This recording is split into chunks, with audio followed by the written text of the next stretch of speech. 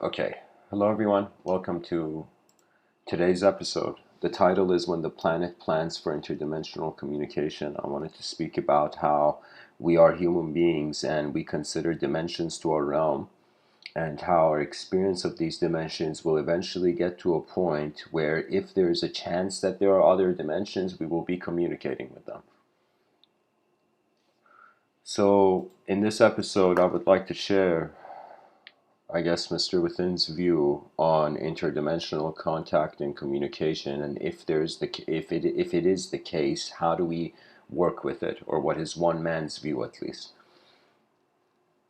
I consider not to be alone in this endeavor. I feel that the mysteries of our universe are questions that belong to all of us, just like how the rights of your fellow human beings is part of your right if there was an alien invasion, you know? It's the same. Now, first the question comes, what do we mean by interdimensional communication? So it means how there is an ability to communicate between dimensions. And what does that immediately imply? That the world is divided into rooms. And my whole metaphysics, my whole inner realms, it's really working with geometry and this whole classification where life is not like you're in one sphere and you got to be in or outside of it. It's like an onion. So what does that mean? That means if there is parallel, like for example, there's this view on the chakras in yoga, where they are seen as these wheels of energy. But in another view, they're also seen as subtler bodies. So just like how we have a physical body and how this visibility of our body is in a certain range, that means the electromagnetic spectrum, we're seeing a certain range of frequency, you know. Now, the thing is, we don't see Wi-Fi waves, you know, but they are there. And so it's an argument where it's kind of suggesting that what we see of ourselves that we're believing to be truth is a little part of the grand picture. And there could be that in the unknown of the human being, that means we are like unknown mind being a known body, you know, and it's knowing things through the body. That means the body is this unique thing where it's like it has its own intelligence, yet it's also like a lens where intelligence is communicated back to itself.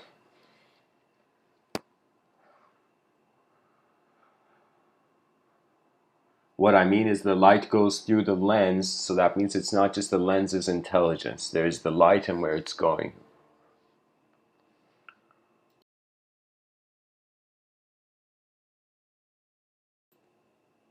There will come a time. I mean, now maybe we're very materialistic in our preference as a species, you know? When you look at mythology, people used to see gods around. What does that mean? That means you asked the little kid back in the day in ancient Greece, what do you want to be like? Who do you want to be like when you grow up? And the kid's like, Hercules, you know, or like something like that. Or maybe if you were raised in Norway, maybe it'd be like Thor or something, you know, like the son of a blacksmith wants to be Thor. It's very, you can see that it was a connection of man with the universal. And the issue was that a simple reaction to religion has taken away the relationship. What does that mean? That means imagine all ideology and the design of the conception in one book and the design of conception in another book. They're conceivable with designs in one dimension. What I mean is that the story is the skin. The language, the concepts in when you see in the religious book, it's like a person is not just their skin. Do you know? There's the skeleton, the different systems of the anatomy. So there's more, right? Now here's the thing. It's kind of like a sine wave. I feel it's like repeating, kind of like there's people who are like, yo, man, there's gods in everywhere, and then it goes to a phase where people are like, what God? I don't see a God. Then it goes back to, oh my God, the gods are everywhere. Then, oh man, there's no God. What is this? And so it becomes this situation where we're constantly becoming multidimensionally separate and then returning to the singular. So it's literally like multidimensional to singular is the definition of the secular, I would say. And from the singular to the multidimensional, I would say is non-secular. That's all of it. That's it. That means it's like when somebody says their beliefs are different, it's not like they're saying that they're another human being, It's just that the language the mind has accepted, the clothing the mind is wearing in the moment, it's like a person is not their clothing. This is why I say we're not language, as just a side note.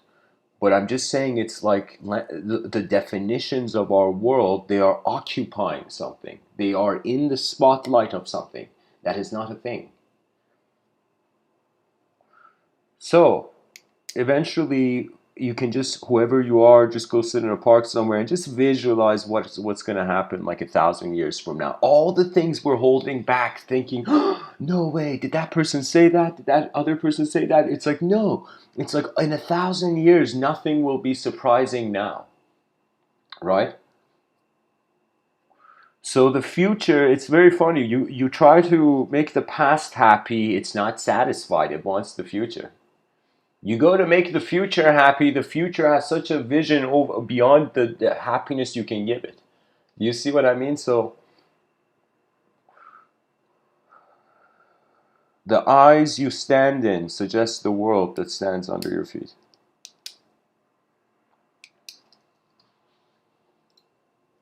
Now, interdimensional, let's say, contact and communication, what is its value?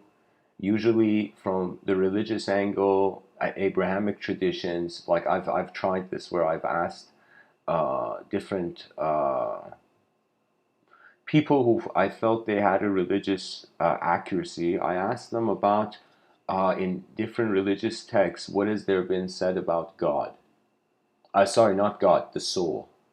I asked pretty much religious people about the soul. And let me tell you what the answer is. The soul is the mystery of God. This is why it's blasphemy. This is why when somebody comes to a religious person and talks about aliens, they're like, it's blasphemy, Because the whole point of the soul being the secret of God was the notion that man cannot know it.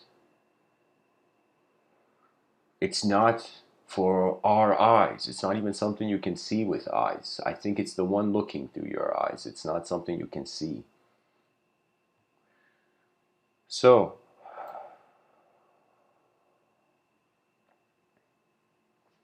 imagine it's 200 years. We have somehow realized the world is multidimensional.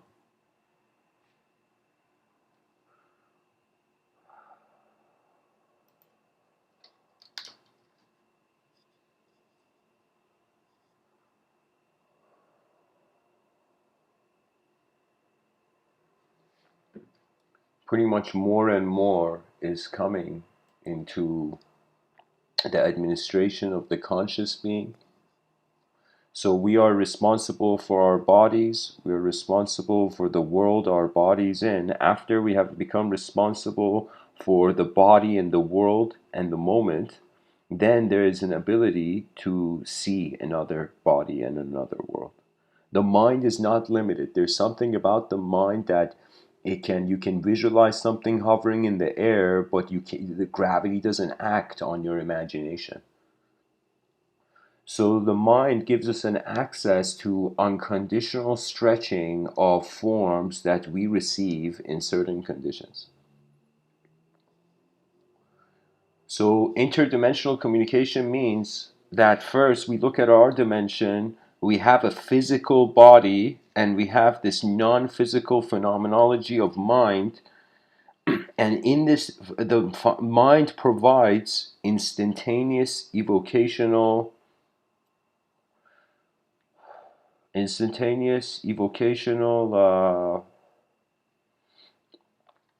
can say multidimensional flexibility. Pretty much your mind can change instantly, but your body takes a lot of time to change.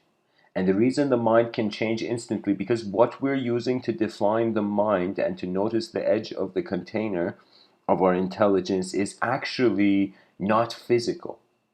It's a way attention is kept that meaning is being generated, you know? That means to be an interdimensional communication, it could be even communicating to animals. That means our view of other dimensions, based on the density we consider there to be, it suggests the kind of world there could be there. That means, imagine talking, so you're someone who you've been fascinated. I remember I've seen spiritual noobs.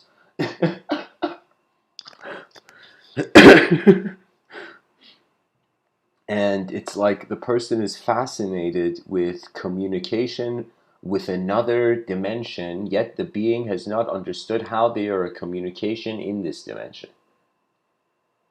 That means all those people who feel there is earth and then there is something else, here's the issue. What if earth is that something else? We don't know how much we are earth, for example.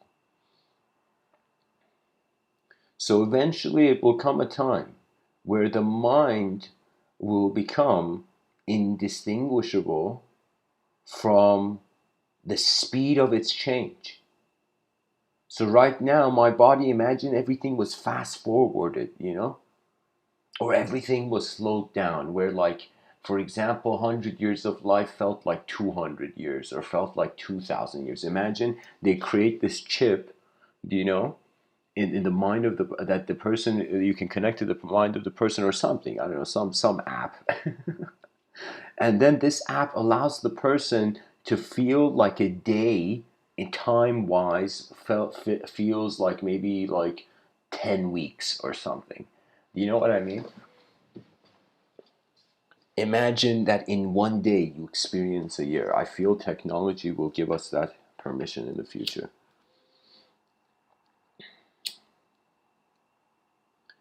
It's just about communication. The whole point of me saying about it's like how interdimensional beings are like animals in a world we can't see. That means it's like, imagine a person's like, yo man, I'm communicating to another dimension, but it's like a grizzly bear in another dimension. It's not an intelligent being. There is intelligence, but it's not necessarily the being is intelligent. It has to do sensitivity and with the position of the being.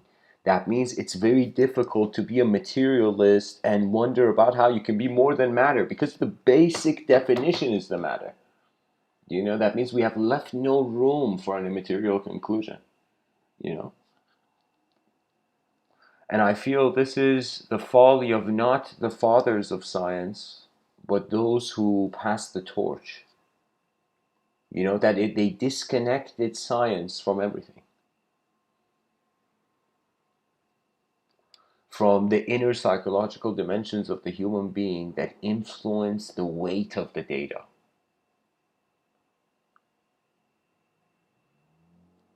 Imagine somebody says, there's a car outside, it's white, and it got destroyed. And let's say you have a black car parked outside, right? And you're like, okay, it's not my car. Then the person's like, sorry, it's a black car.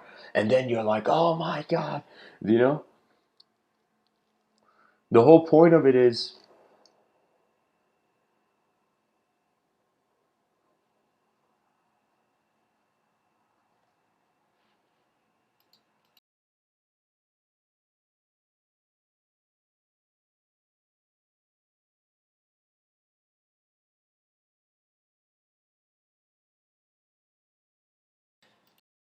because we can't see the edge of the mind, we can't know of the other dimension's accuracy, of that other dimension's solidity.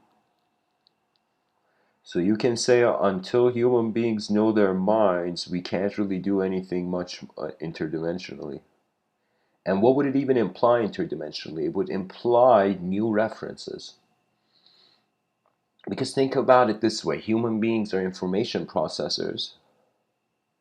They wake up and they either process familiar information or unfamiliar information. And I feel everybody should be processing unfamiliar information all the time, you know?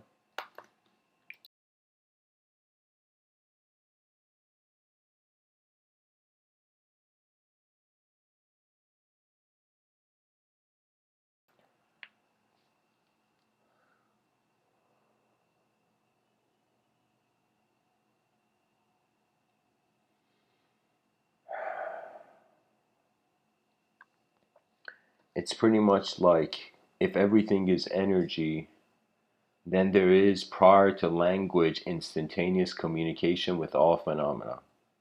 That means our bodies can communicate with the conclusion that there's some sort of minds between the known and the unknown.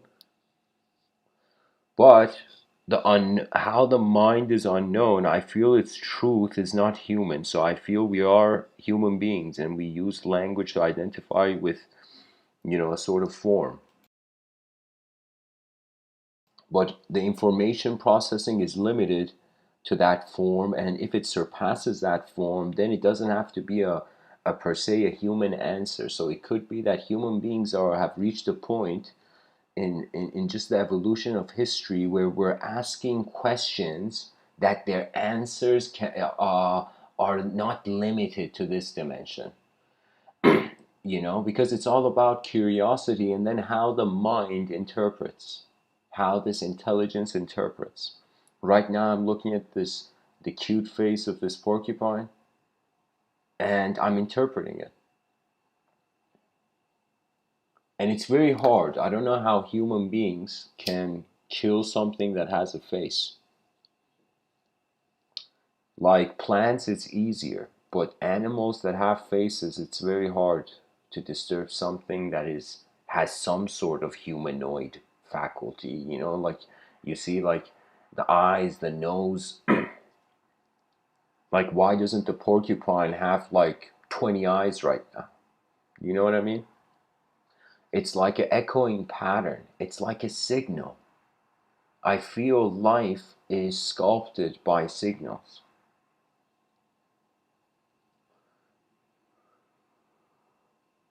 And what a fascinating creature. It's just there. Like this porcupine, if it was conscious of how small it is and how big the world it is, it would never move. That's the thing about human beings, that sometimes I feel children are getting overwhelmed out of their true natures. And so, based on who you are, there's a kind of bullying, they say, in school, for example. That's nothing. That's literally like we are in a concrete jungle, just accept it. But then it comes to a situation where it's like language is bullying the potential of human behavior to be new. And what do you do in that situation? That means if we don't have freedom, if we think we're a thought, we are bound to the design, to the structure. It's like we're living inside that language if we think we're a thought. But if you're not a thought, that means here's the key to, I don't know, this is just, you can take this as one person's suggestion on this earth, that if there is to be interdimensional communication, it is not between a known point of contact with a veil of unknown, and then there's another known point of contact. It's actually through unknown. So the mind is a non-local phenomena, which means it's the generator of location. That means what the free will is the permission of how the world is accepted before the self can be extracted from it. What I'm trying to say is that our minds are like skies. Now imagine there were other dimensions, but the mind is like a sky in all dimensions. That means our minds, it's like everything, all this whole existence is a simulation of one moment.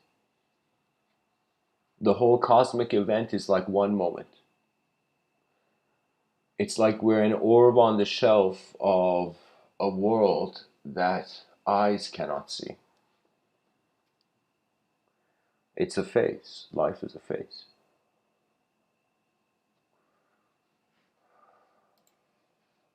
It's like relax, guys. Eternity's just going through a temporary phase. You know?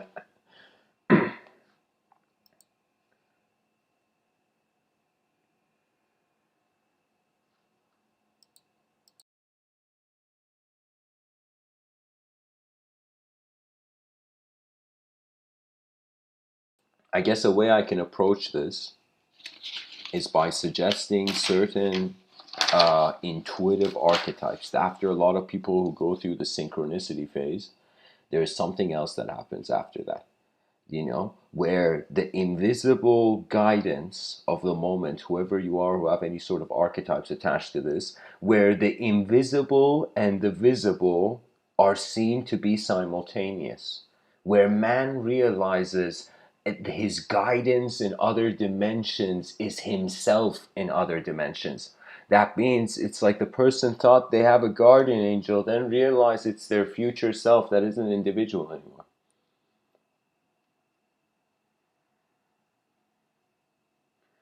So some patterns, something I feel it was like a strange blessing now I look back at it, was in 2013, and then going building up from 2000, earlier than 2013. But I started writing first, intuitively writing, and then it would be a kind of writing where I would just get a feeling. I would pick up the pen and I would suddenly, it's as if I knew what to write, and I would write.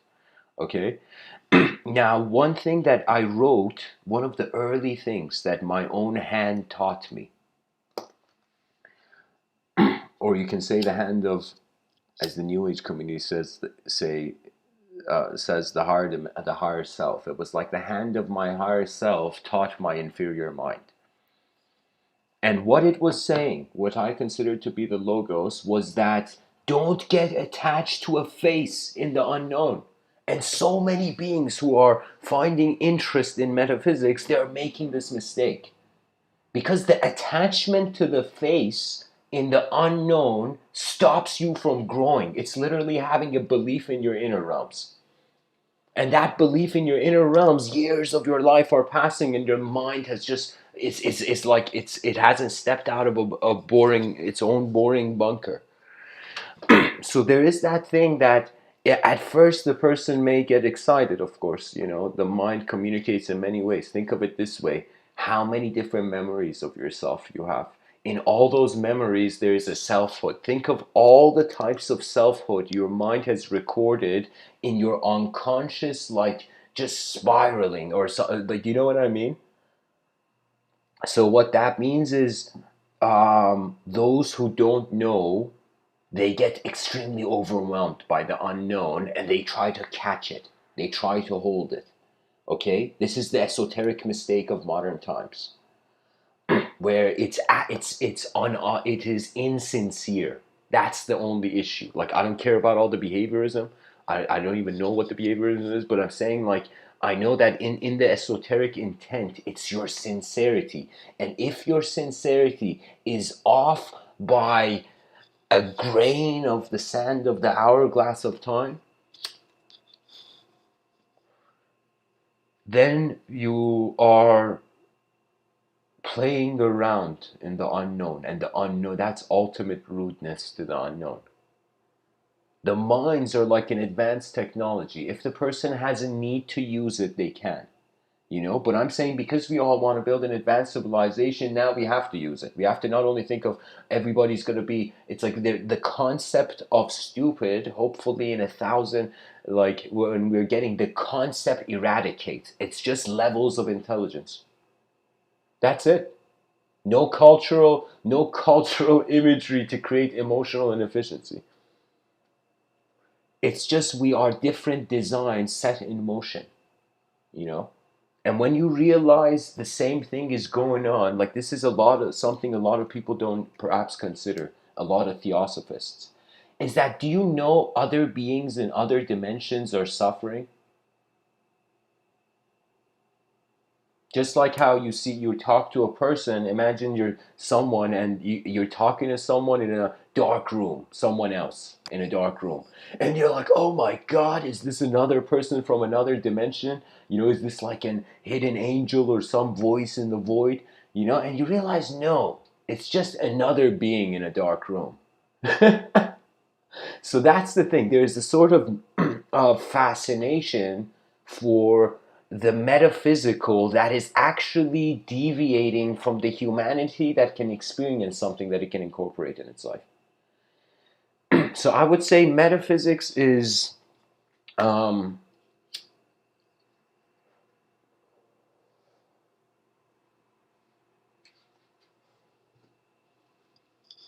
wondering if the space where all physics is, all physical phenomena is intelligent unconditionally to the space, to the stuff in the space. That means I think about it. Sometimes I remember when I was younger, I would get sometimes panic attacks because I would see how fragile the human body is. Just not like sometimes, maybe like twice I got a panic attack. I mean, twice in my life, but like, no, more than twice. But like, the thing is like, your intent, how you wield your mind suggests the honor you will find in other dimensions. And the biggest flaw of modern civilization is that it has accepted inefficiency before efficiency. We have accepted our fear. So it's easier to stay in the fear than to wonder about what happens after. That means true mysticism. Back in the day, people were born and they're like, holy shit, am I just in a village? Is this it? And their mind would wonder, why is this happening? And when that question comes, that's a question that all the species on this planet, we are the unique privileged species. We are the species that won some sort of higher dimensional observational lottery ticket, you know? So my point is that we have to actually treat ourselves, we have to, for the sake of speech, for the sake of being able to hunter-gather from our inner realms and to bring it back to the tribe, we have to identify with two types of self. For anybody who wants interdimensional, has some interest. I don't know if you're doing it wisely or if you're doing it arrogantly. I don't know if you're chasing or you're letting the butterfly find you.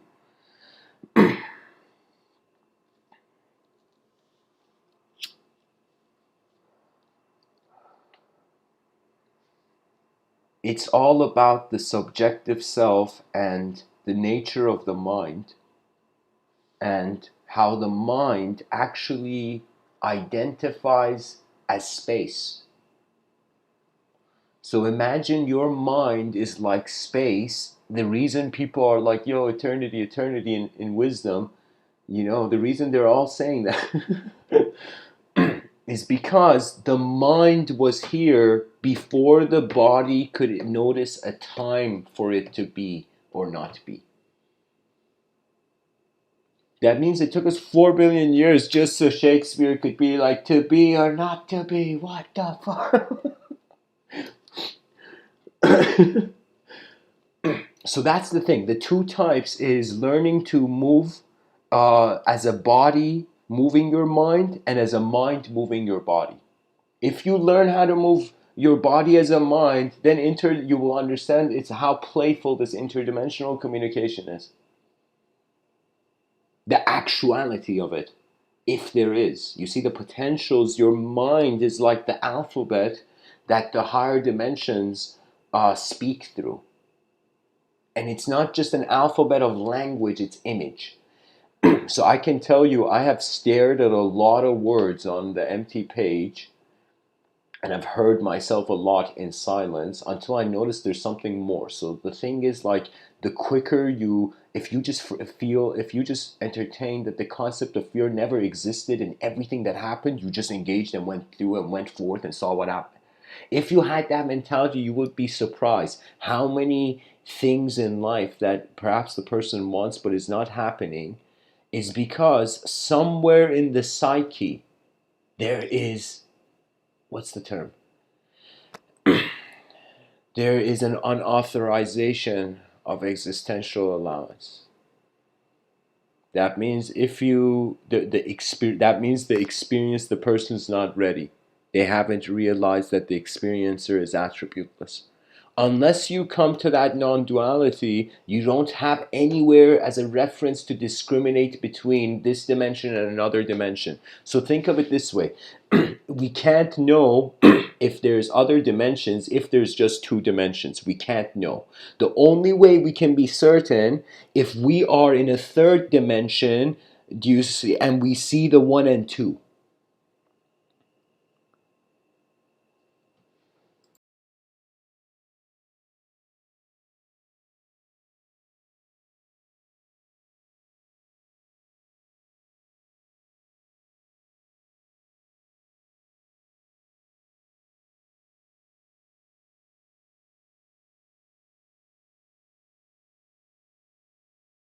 So those people who tap into this third dimension, but rather than from the from the number three, we being aware of one and two, it's kind of like Zen is like from zero being aware of one and two.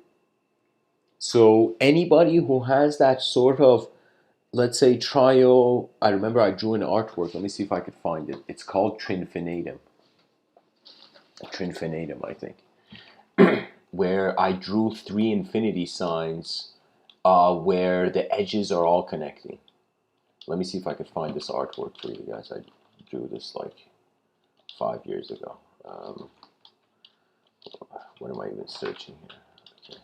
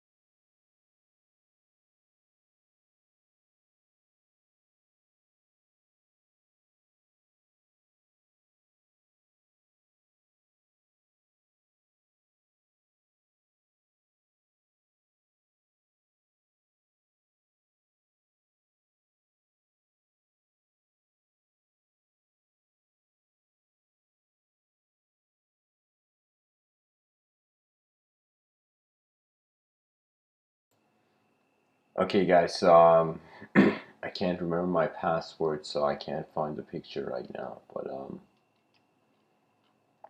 that's a shame.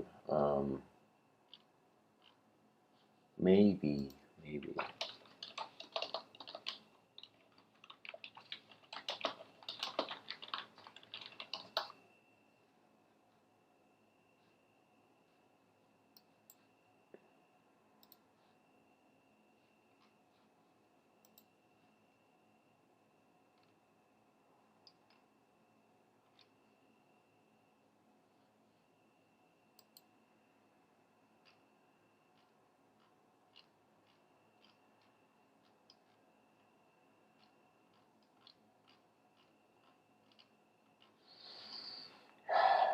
Yeah, I can't find it.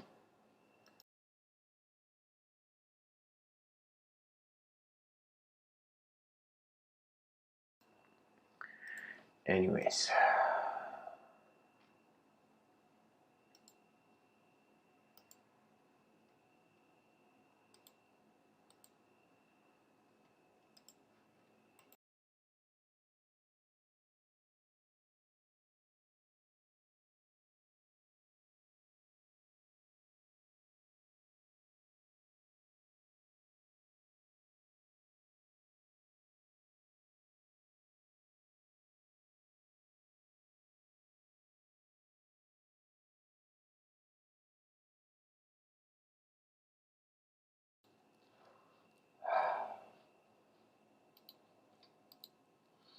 Anyways, so let's say that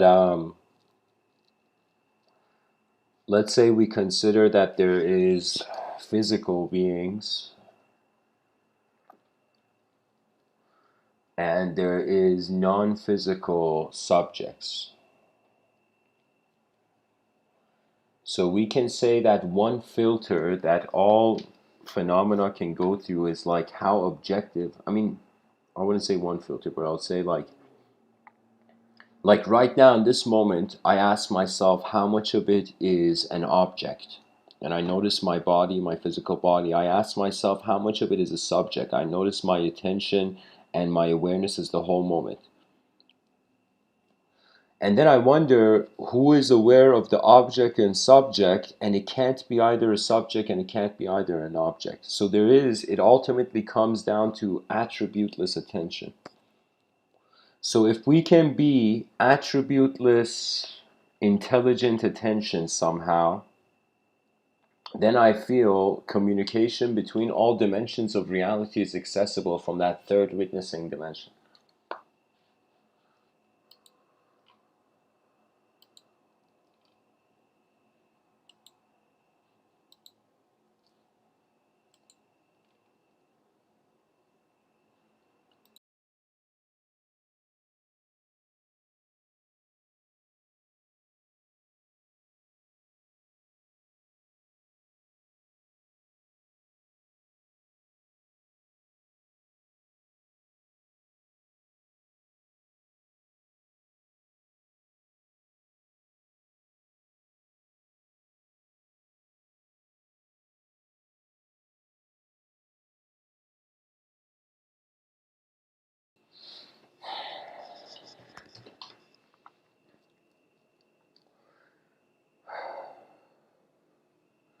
I don't know how to say it. Pretty much from our inner realms, a moving dynamic event is being personified in our outer realms where things are slower. And so to think that one is actually speaking to an interdimensional being means it's a suggestion that the mind is limited to one dimension. So it could be that when we close our eyes and we wonder about who is really here, we're actually being the experience of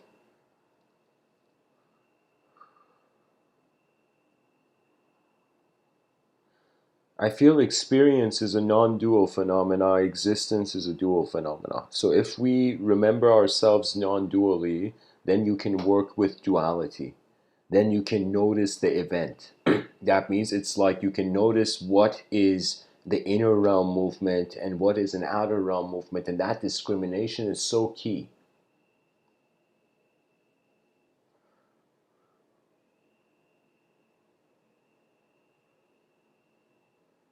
So it's treating as if inside your inner realm there is a being, imagine, that has its own inner realm and outer realm. That means a world inside a world. That's what interdimensional communication would imply. Because we are saying the person in front of their eyes is their outer realm, and behind their eyes is their inner realm. Now, a person who feels they're communicating with an interdimensional being, imagine all those people who thought they spoke to gods, angels, daemons, whatever. So, the logos, all of this. So that is technically an inner event. So we can say that our mind is living a multidimensional life our body is living a singular life. The singular appears as objective and is visible. The multidimensional appears subjective and is invisible. So if the person feels they're sitting in a room, like in Mount Shasta in America, there's in that region there's like a huge central like focal point of human beings who feel they're communicating to extraterrestrials on that mountain. And when you really look at that phenomena as a psychologist, it's like the weak psychologists are like, oh man, these people are, they don't know what they're talking about. But the actual psychologists will wonder what is encouraging a human being to seek an inner event, which that's what communication is. When a person speaks, they're creating an event. The energy is moving outwards. But when a person listens, it's as if the energy moves inwards, you know?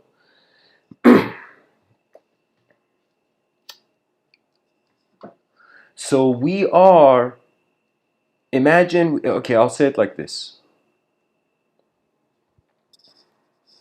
I wish I could show you what I'm drawing here, but it's pretty much like a donut and then a circle between the edge of the inner circle and the outer circle.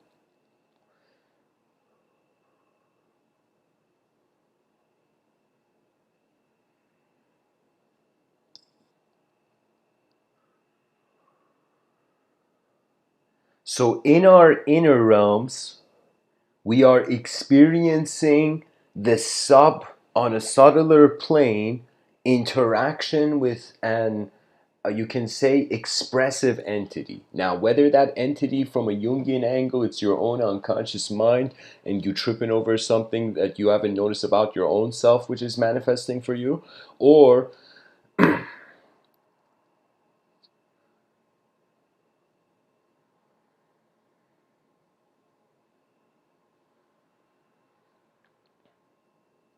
I don't know, really the more you go within, the less you are a form to have opinion.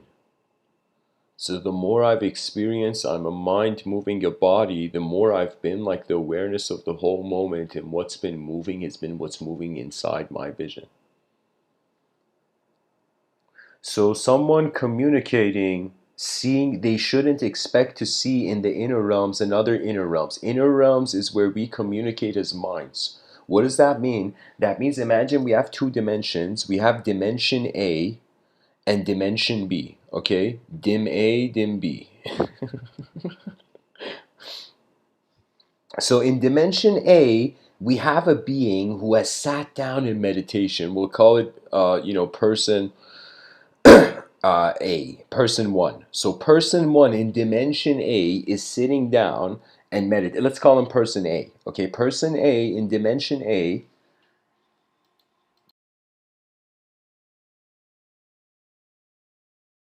Somebody's like, Mr.Within, this is the least Canadian way to say A. So I'm just trying to say that, let me just change the song here. It becomes easier for me to speak.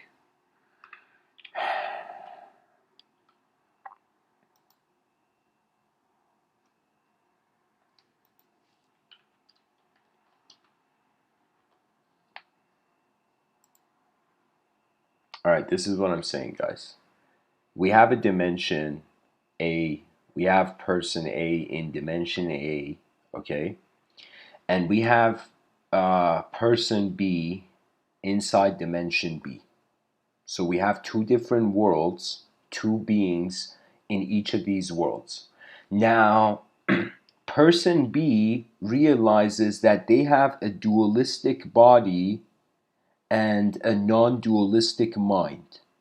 Person A realizes this in dimension A, and being person B in dimension B realizes also they have a dimension. Their body is dual, and their mind is non-dual. So that means person A and person B both have non-dual, attributeless witnessing beinghood. Do you know? So what would that mean? That would mean that person A and B, they can't. Their bodies are in two different worlds. But because their minds are non-dual, person B and person A can go into a state a neutral state where from the non-dual state of mind, it's not that you're seeing another being, you are seeing the mind of another being at work. So when you're moving as a mind, the world is a mind. When you're moving as a body, the world is filled with bodies. It's individualisms everywhere. So in regards to interdimensional communication, it's from the commonality, the permission, and the freedom of the witness.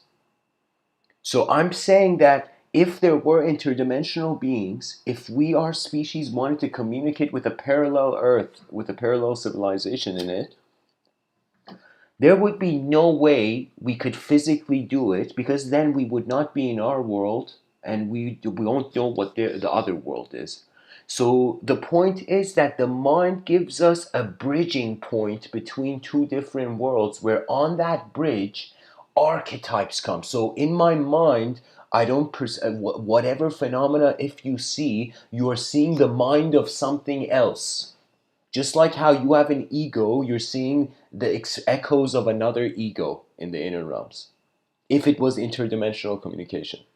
So I'm saying that there is a non-duality, and this is, the only reason I'm sharing this is because we have to be so ahead of this to be advanced communicators, to build an advanced civilization. This is like basic, realizing your non-duality also here, you know?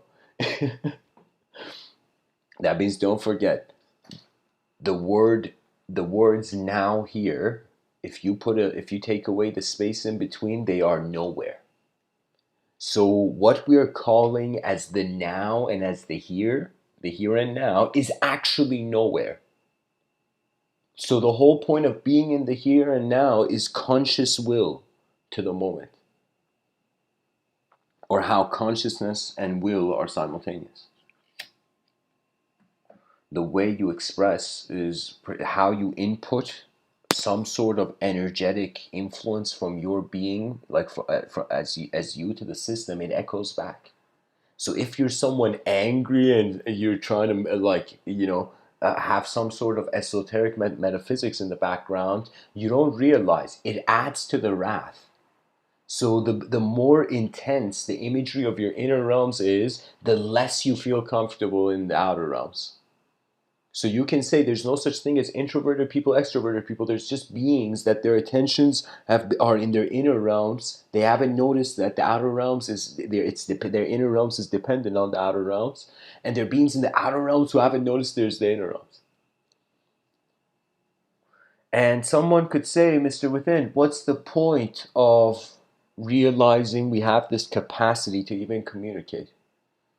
Honestly, I have thought about this from so many philosophical angles. The reason life doesn't have a point is because it has it's a circle, and the center point of it has no meaning. It depends on the degree of perception. So this life is like, if you know there's a party going on, then there's a party to go to. If you don't know there's a party going on, you could want a party, but it's as if there isn't that immediate level of awareness. So an advanced civilization would most likely, if you were an advanced communicator, you would not be acknowledging life as just good and bad, or right or wrong, or simple or complex. Okay, that's so old school duality, or trying to run away from duality. It's like both attempts are so old, Now it's the being has to be able to be aware of the space, the zero dimension. The being has to be aware that stuff exists individually. All the objects we see, even your body, when you look in the mirror, how you discriminate your reflection from yourself, all of these are individualism. So imagine in an advanced civilization, you had an incredible ability with the void. We had the idea of death had eradicated, and it was just shift of attention. We had become precise. Our language became our savior as we updated.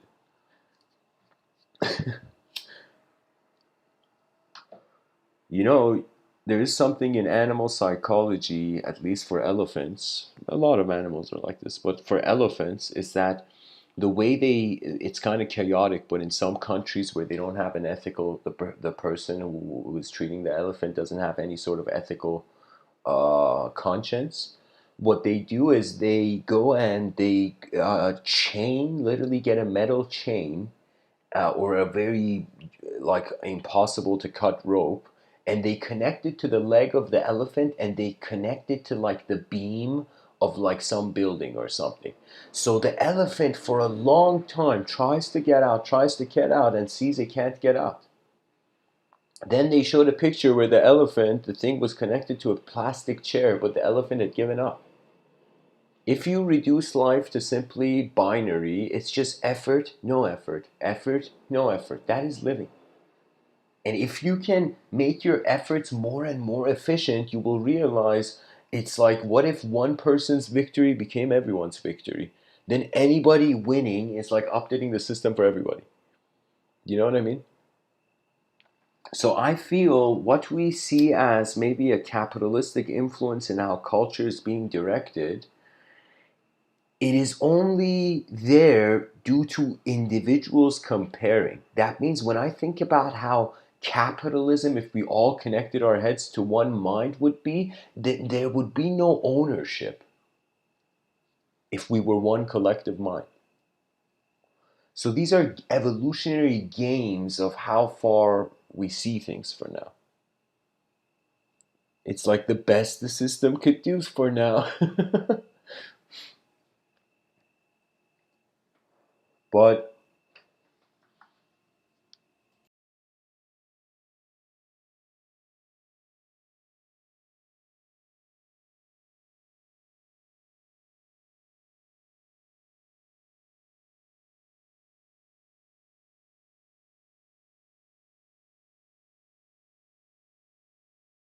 there will also be um, complete contentment and navigation with duality, and also the infinite of the archetype of the infinite.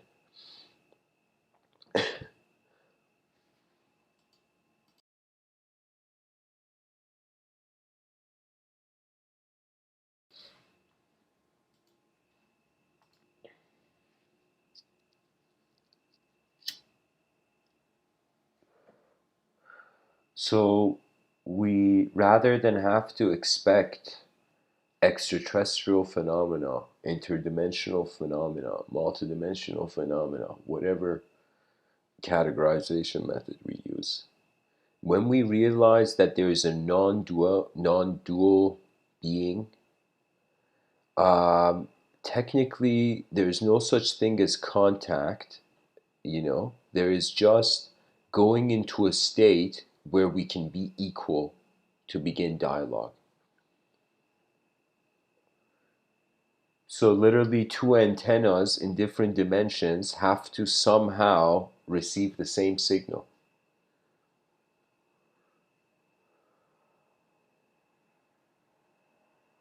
For how long are we going to ignore the potential that this world of ours, like one side of the coin, could be completely multidimensional? And it's our arrogance and ignorance, or our false pride of thinking that we are something specific in a world changing all the time. So for me, this is the absurdity of the type of, what I say, the absurdity of civilization 1.0, which is actually, I'm good, it happened quickly. Like, we want some mistakes to happen early for a species so it doesn't have to repeat them later. You know? I mean, that's one advantage. Sometimes I think maybe like a person's life, there's a sort of allocation of how much chaos and how much order is authorized to happen. You know?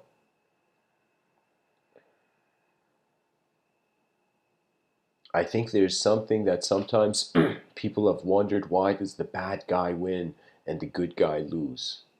You know? And it's not that the bad guy wins, the good guy loses. It's just that the judgment, if it was stripped away, it would just be roles. It would be position. You would see all civil 8 billion creatures on a rock as this chess game, and you would see what is causing these chess pieces to move. And some people, it's their free will is moving them. Some people, they don't have time for their free will because they're trying to keep up with the programs that they're trying to succeed at. So it all has to do with what kind of person you are, and how you perceive communication. Because for me, I thought how silly it's like you see some people trying to communicate to spirits. I'm like, hey man, every time you talk to the phone on someone, you're communicating to a spirit. You know, if you entertain the notion that there's spirits, it's like, why does it matter if there's a body or not? You know, Rene Descartes, this French philosopher, said the mind-body dualism. The mind could totally be playing a game that the body can't see to even want to join. You know, so rather than bodies, it's kind of like, rather than, let's say, if the concept channeling is seen as a mind entering a body, you can say uh, transcendence is a body entering a mind, or remembering itself as a mind. When you remember yourself as a mind, they say abilities unlock, but how abilities unlock is because you have trust. That's the whole point of remembering, you know? That's the whole point of mindfulness. Because if you're not mindful, you can allow the moment to happen in a way where you stop trusting it and engaging it.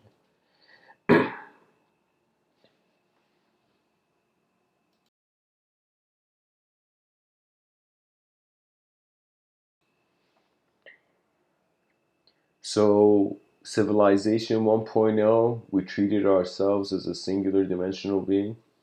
Civilization 2.0, we're treating ourselves as a multidimensional being, as a being potentially able to navigate attention in four states, in states where there can never be a definition, never an individualism, never a sort of meaning like that, a state where it's only individualism, only a sort of singularity, oneness going on.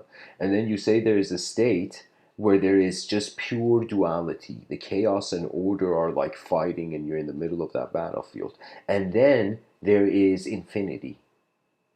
And infinity means rather than renouncing, it's the opposite of moving at such a fast speed where you will reach the infinite. You go through the gate of the infinite void, which is a suggestion. It's a suggestion that you move so at the speed of light, so you stop existing in light. That's the infinite. It's the speed towards the inconceivable, like one of those infinite ratios that never touches the line on the Cartesian plane, the horizontal line, the x-axis or whatever. You see what I mean? So that's the thing about life. It's like it's like your head is a camera, and you're choosing how much you zoom in and out of things, out of even ideas, and where you position this camera, or with what motivation you're moving it. I can tell you that it's like the difference between existing and living. I feel in my youth I wasn't living. I was just existing. That means the camera was like static, you know? The camera's not moving. The camera's just, the world is moving the camera. But then I realized, oh my God, I am a temporary cameraman of my own sight.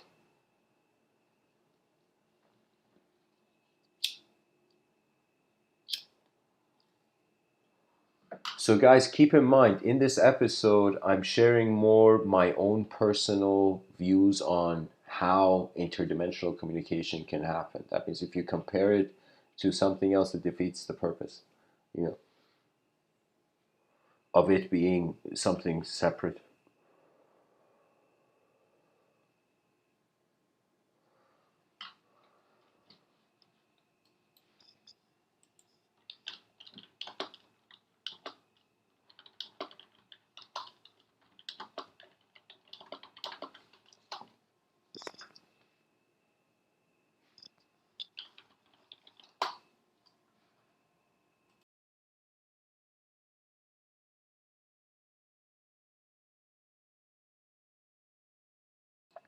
Guys, the topics are different. Usually, when a person speaks, I don't know how other people speak really, but when I speak, I see the phenomena in my inner realms. Then I give myself a sort of time to communicate it before I move on to the other internal event, you can say.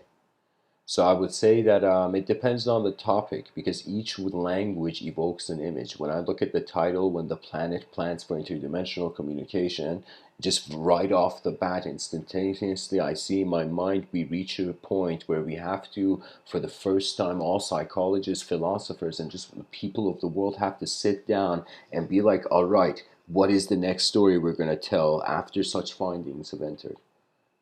The stream of how the psychological entity is even noticing its biological and beyond.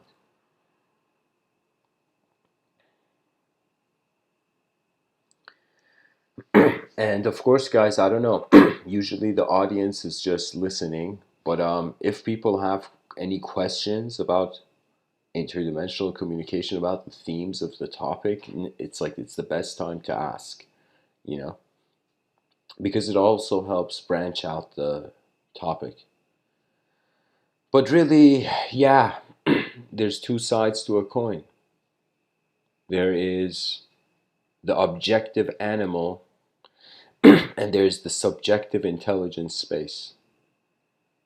And I'm just saying that interdimensional communication, multidimensional communication, these are all done through space. The self that is not based on form. There's something else going on. Terence McKenna, the scholar, said there's another tenant in the room. Some people interpreted that as another being in the room. It could be another way you are being in the room. You are the other tenant, but in another dimension of expression. Something like that. So anyways, guys, thanks for listening. I'm going to open it up to be honest, Q&A for 5 minutes.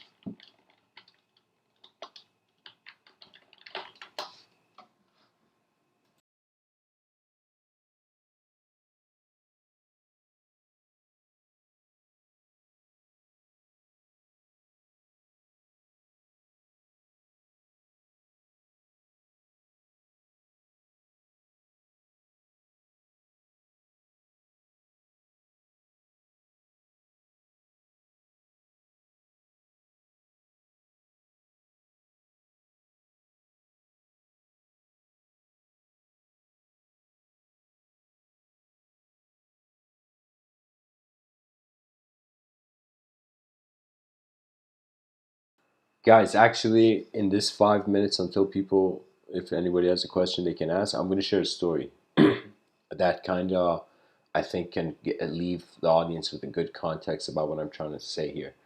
There's a Zen story where this person goes and sits on this incredibly beautiful grassland. Okay? And this person sits there alone in this grassland, and he looks at nature, he looks at himself, and as they say, self-realization, it's like there's a truth to the self, you're just realizing it, remembering it in a sense. So this man is sitting there in nature, and he attains, you can say, a very profound insight. He realizes nature is happening all at once. That's the courage of the world.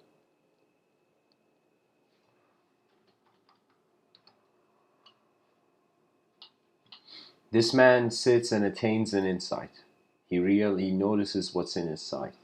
And as the Zen story goes, there is a minion, a dark minion, in another dimension. And this dark minion sees that this person has suddenly noticed something about the nature of reality, the truth of it. This dark minion freaks out, and as the Zen story goes, he goes to the Dark Lord and says, "Dark Lord, this person just saw. This person just saw.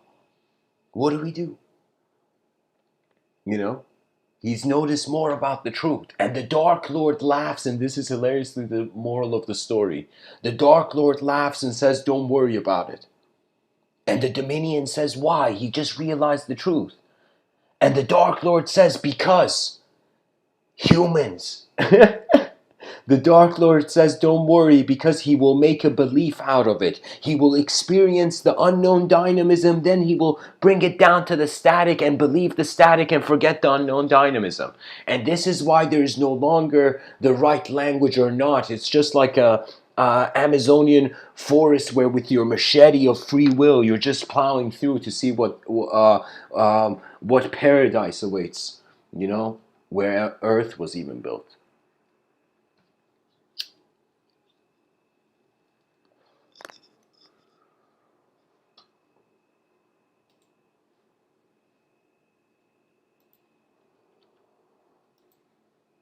So that's the thing. It's noticing the nature of our mind, noticing the nature of our body, noticing that we're witnessing the nature. And so your mind, as the Diamond Sutra says, is alive and free without abiding in anywhere or anything. That means if the concept of karma relates to a self,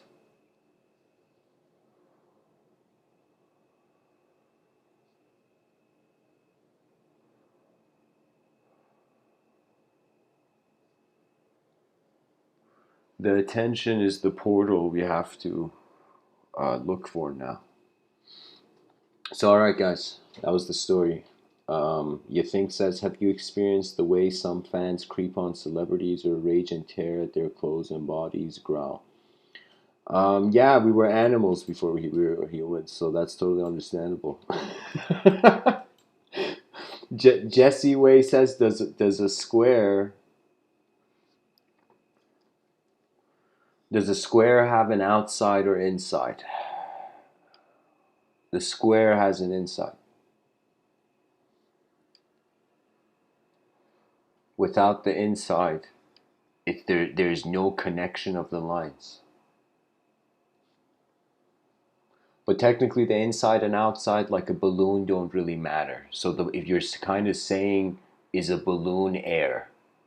Like when you say, does a square have an outside or inside? It's like, does the balloon have an inside or outside? It's like while it's a square, it does. The moment the balloon bursts, or imagine a square balloon kind of burst, a cubic balloon.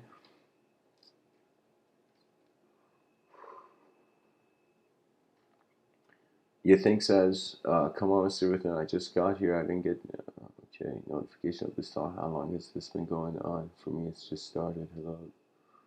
Okay.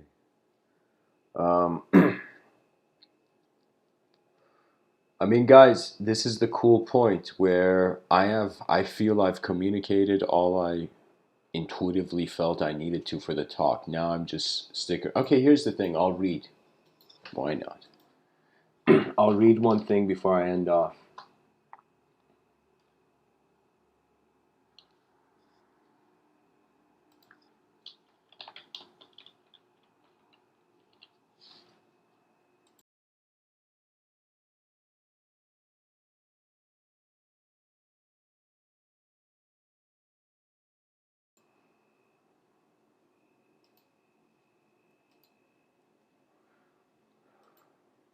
All right, guys, I'll do one thing. I'll create options. There's 5 people listening.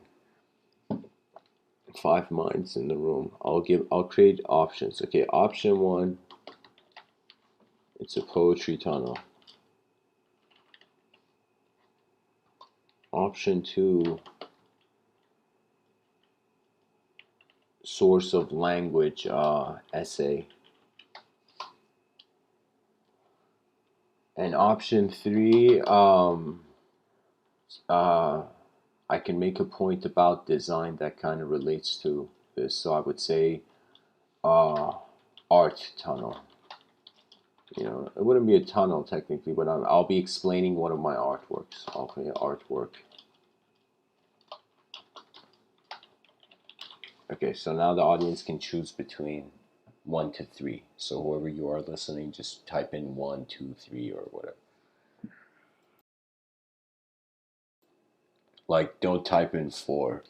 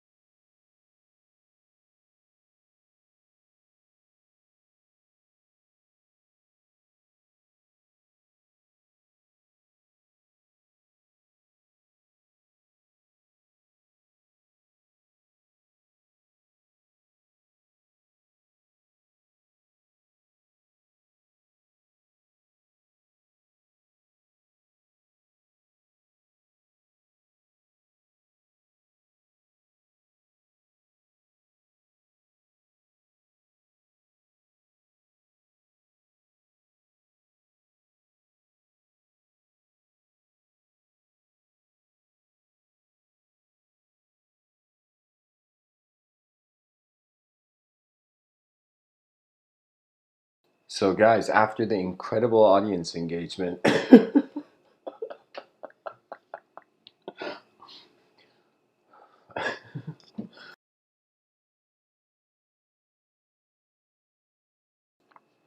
guys, I'll make it easy. I'll just read an essay and I'll make all our lives easier.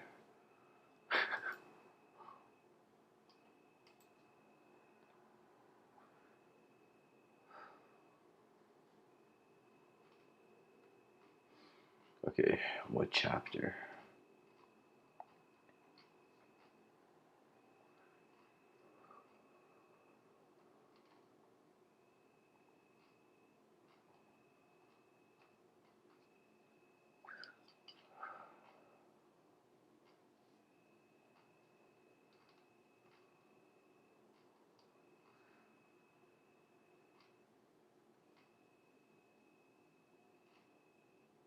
Okay, guys.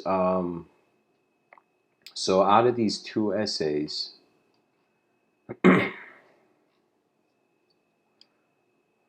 I'll give this option to listeners. So I decided to go with the second option, but I'm giving another option of there's the title, Human Consciousness is the Lower Bunker. There's the title, Who Are You Living For? And then there's the title, Where Do You End in This Life? 3 essays. So people can choose. The first person who chooses one, I'll just choose that.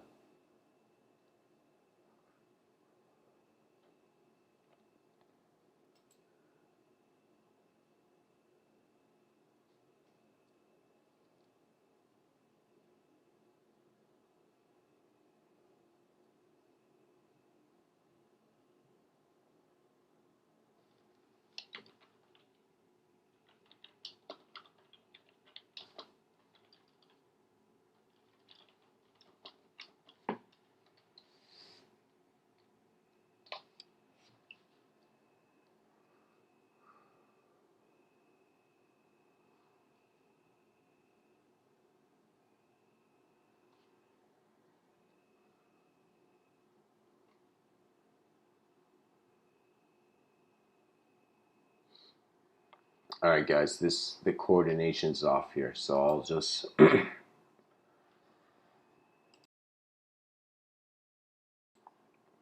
right, let me see, which one do I feel? Who are you living for?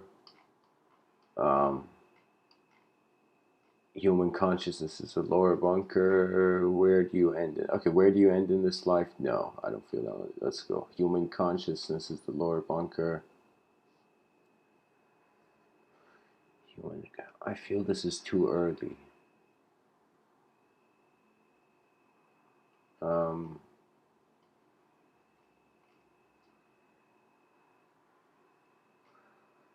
okay, guys, I'll just read this essay called Human Consciousness is the Lower Bunker.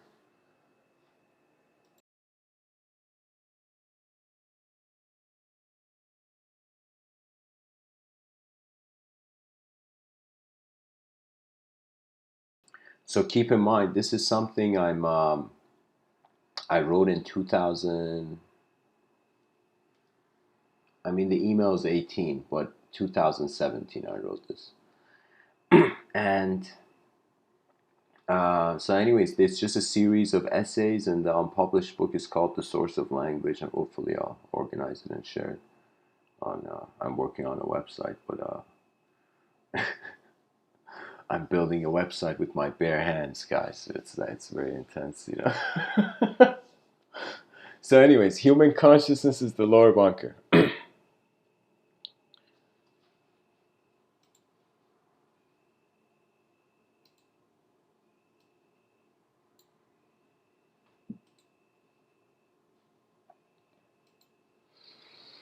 Human consciousness is the lower bunker. That's the first sentence.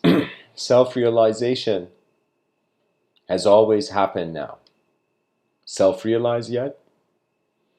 The source of language is such a direct experiential, indirect experience that it's as if taking off a mask of time that is stuck in a certain space, and to look in the mirror and see God's faceless face in the reflection that is void in the eternity of your moment. Sincerely and efficiently and wisely know what ideas to detach for your moment. To detach not from, but to detach for your moment. Bad karmic weather does not exist for a moment beyond what it is. Many universal presences are guiding this sector by reminding it who it's with. The divine is not an idea, and you're not Alice in Wonderland. Find your divine blessing as it found you. Trust the moment beyond the ignorance of jealous eyes. Nature does not need to fight itself. You are the cosmos in awakening, beyond the seer of ideology and past the mountain of language. A free nature has always found itself. You are here and now. The fear is lost in the future or the past. You are not your shadow. Turn your head around. Ramana Maharshi is a very pure memory of the cosmos, but the mind of thought is still playing language games. Science is not wisdom. The Buddha sat by a tree. What else is there? God is only the true seeker. Are the rebels of the future going to shout in quotations, all computers can be shut down? The world must remember itself as it is. Nature's voice must not be hidden, and can never be hidden by logic or its lack. Terence McKenna might order mushrooms on his pizza, but the sadhu was in too much of a divine universe to doubt the faith of truth. Has divine movement made your eyes still? A writer writes until there is no ink left. How sincere are you beyond reactive animal reflexes? Live gently and project reality gracefully through the language of your eyes. A mystic once said nothing. Could there be a greater answer? How are your eyes? A galactic command beyond the transcendental unit. Your best crew is your self-awareness to your moment. Wisdom requires sincerity to fly. A pilot already knows his destination before the plane of existence's wings of duality are witnessed. Forget symbology, and for one moment of this universe of time and space, let heaven be home, and home be all that is. Tears of bliss are welcomed here. And the essay ends.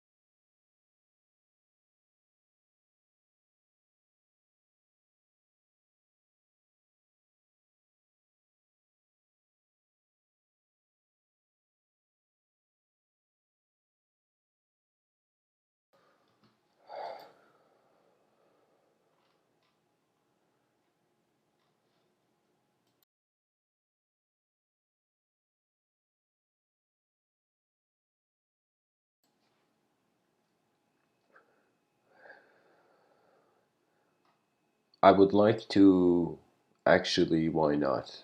Like, since we're eternal, I'm gonna read another essay, guys, and then I'll share some point about the art and we'll end this off.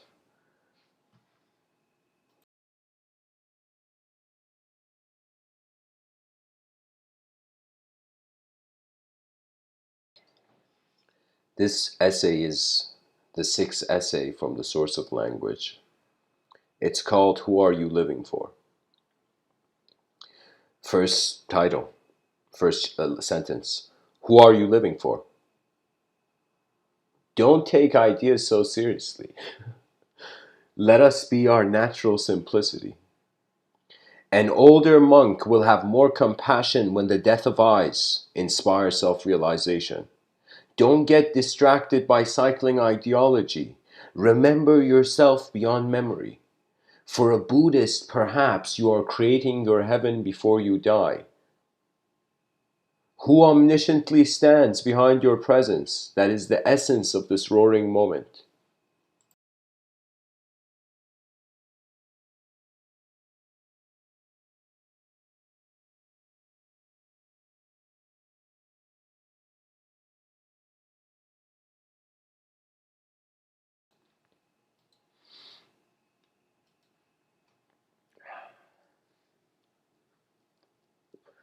Bliss is beyond cruelty, and only divine collective love has the keys to the cosmic gate. But this does not mean surrendering a set of ideology for another. It means self-realizing the world is void, for you're looking at it. And when we wonder about how we acknowledge ourselves in the moment, what is the moment, is already being what it is. This doesn't mean thought is a narrow canal of a dead end, but a tool, which must be used by sincere and intuitive hands. Love yourself like the universe. For beyond thoughts and language, all life is one. For a transcendental writer, are his thoughts too being written, or is destiny more elegant than that? Beyond the walls of the senses, are we aware of the battle of conceptual chaos with an ordered void? There is no prophecy or spoon to bend. Ask yourself, who am I? Until you realize you are your answer. Sincerity is your advancement. A poet of the stars writes beyond space. The essence of reality is an undying moment.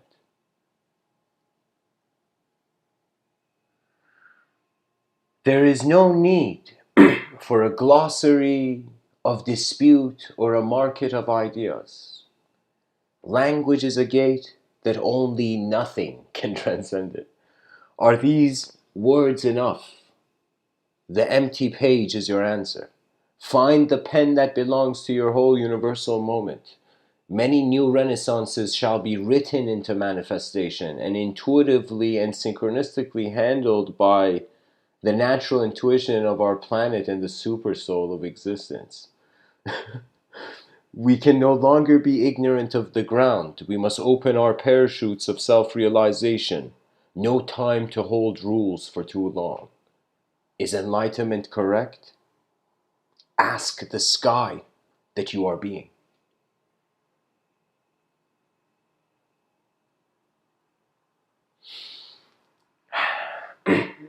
Ask the sky that you are being. I think I have an artwork that has to do with something with the sky.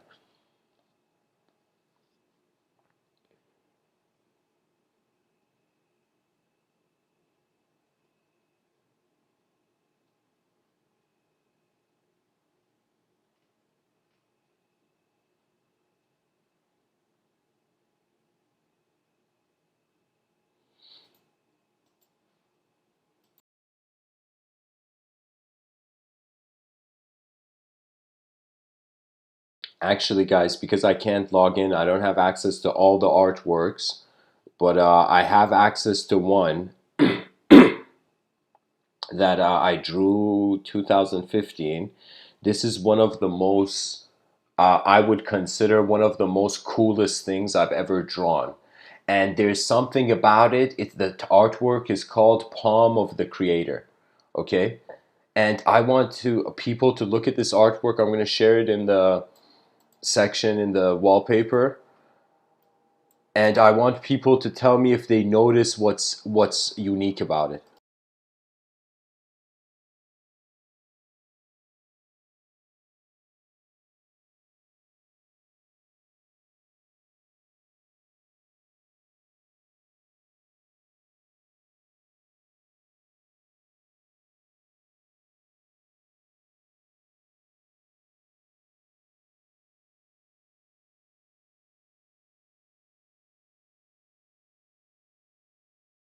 So if you really notice, you're gonna notice I pretty much, you know how children put their hands and with a pencil draw around it? I did that with my own palm and I drew everything around the palm, you know? So technically, if you look at this picture long enough, you're gonna see the palm of my hand. You're gonna see the outline of my hand on a table. So that's one thing I could say about art. Leave secrets of your fragments of your soul in it, fragments of your own eyes in your artwork. I'm telling you, because years will pass and you will look at them and suddenly remember. You know,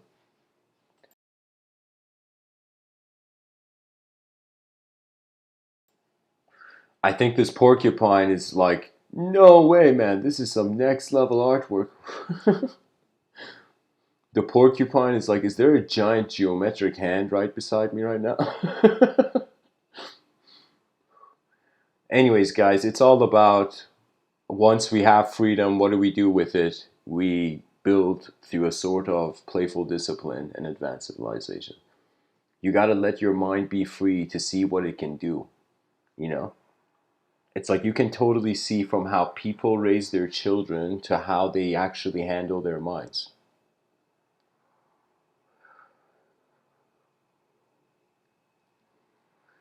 Let me tell you something, guys, that I feel is the secret of art. It is actually in your inner realms seeing and experiencing the invisible other.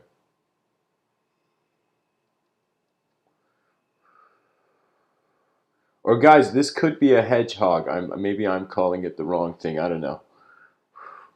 Glad truth isn't contained in language.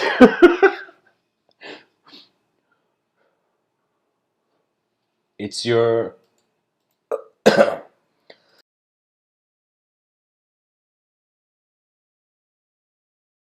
excuse me, guys. I was coughing there.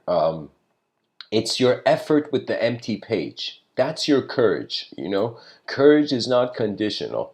Courage is when the world, the true face of the world, looks at you. When you realize that the nature of behavior right now, our psychology is being limited to just the genetics and the behavior, but there's so many epigenetical factors sculpting us as some abstract mover of the self. Like, do you understand how fascinating it is? Like when two people, imagine Alexander Graham Bell creating like the phone, and imagine creating two phones. And the first time in human history where two human beings, that was such a goosebump moment, where two human beings were talking through the first phone ever made. That was literally teleportation of sound master. Do you know that means we're gonna see Alexander Graham Bell, or even maybe those even before him even. The strides towards communication is the mastery of teleportation in the future. The more advanced our communication becomes, the more instantaneous knowing becomes. So I am telling you, this artwork was like I released freedom and then I extracted discipline. The chaos and order were no longer ideologically contained. There is a nature to the person, you know? That means this hedgehog at the edge of this forest, it's like what purpose? It is just its design.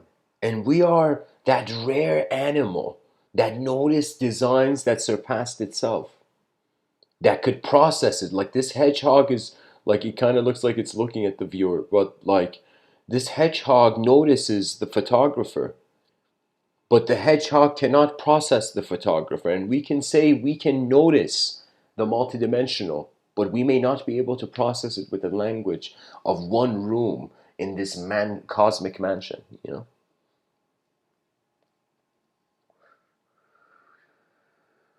Like imagine a group of hedgehogs, they gathered around and these were the smartest hedgehogs, and you know they had created a philosophy, let's call it hedgehogology.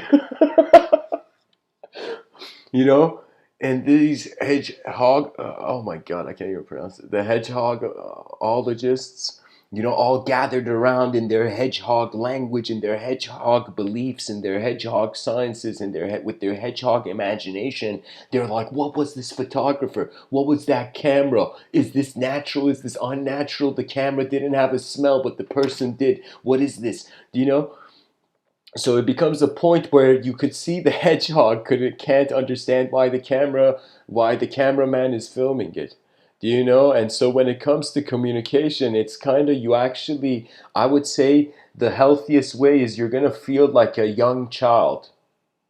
You're going to feel like how you were born, where there was no system of judgment yet.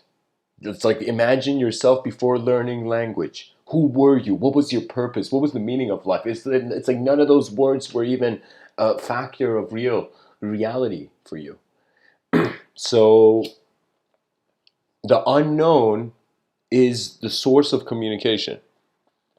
Rather than us being a known object moving unknown subjects, we're creating thoughts. Yeah, I think it's actually, we are a known objective antenna, and we receive the unknown subjectively. And so when we stop owning our own mind as the idea of the human, we can comprehend the other ways it has always been moving. And so the palm of the creator, its echo, like in this picture, this is like the shape of my hand. Do you know? But on another level, it is also everything else that's around it. And the beautiful thing about life is really like, what is the meaning of artwork? You know? Paint your eyes like the roar of a lion. The galaxy deserves our attention. Thanks for listening, everyone. Much blessings and namaste. And sorry, guys, tonight I'm a bit exhausted, so I won't be attending the Discord server. But much blessings and namaste.